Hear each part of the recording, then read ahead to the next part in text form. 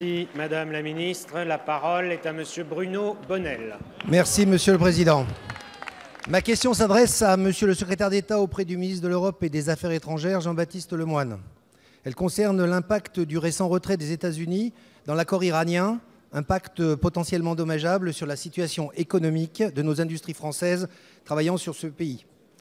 Dans son discours du 8 mai 2017, le président des États-Unis d'Amérique, Donald Trump, a justifié sa décision par une description partielle, voire partiale, dénonçant un taux d'enrichissement d'uranium anormal de l'Iran, sans préciser qu'il était incompatible avec un projet militaire. La situation géopolitique sensible au Moyen-Orient nous impose certes de la rigueur, du pragmatisme dans nos relations diplomatiques et de la vigilance sur les intentions du régime iranien. Dans cet esprit, un accord historique a été signé en 2015, après 12 années de négociations entre l'Iran et les pays du P5+1. Le président Macron, à l'instar de ses homologues européens, s'est montré clair sur notre intention de poursuivre cet accord avec l'Iran.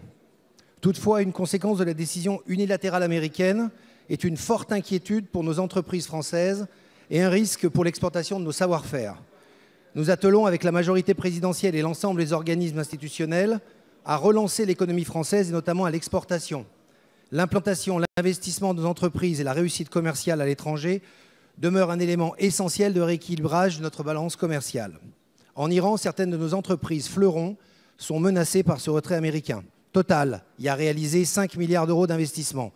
Airbus, avec un contrat Iranair, a vendu une centaine d'avions pour plus de 20 milliards d'euros. Le groupe PSA représente 35% du marché automobile iranien. Toute menace sur ces entreprises aurait un impact majeur sur leur capacité à se développer, ainsi que celle de leurs sous-traitants.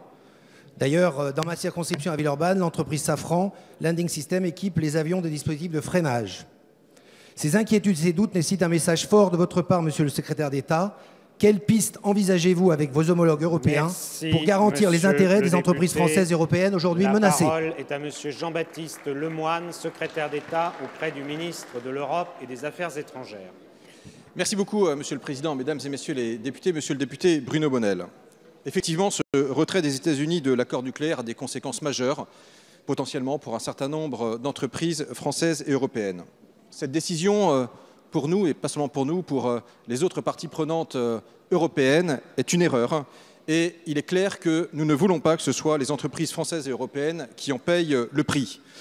Les intérêts français sont réels dans l'automobile, dans l'aéronautique, pour le secteur aussi agroalimentaire, par exemple. Et donc nous avons, avec Jean-Yves Le Drian, Bruno Le Maire, hier, réuni ces entreprises. Nous sommes en dialogue permanent avec eux pour pouvoir naturellement gérer cette situation. Ce qui est en cause, c'est la dimension extraterritoriale des sanctions américaines. Et cette dimension est véritablement insupportable dès lors qu'il y a divergence sur l'analyse géopolitique que nous faisons. Nous pourrions y consentir éventuellement si nous étions d'accord quelque part, mais là c'est véritablement insupportable. Alors l'action de la France avec l'Europe portera sur plusieurs points. D'une part, s'assurer que nous allons moderniser la loi de blocage qui date de 1996, qui est un outil européen. Deuxièmement, travailler également à des canaux de financement qui soient étanches.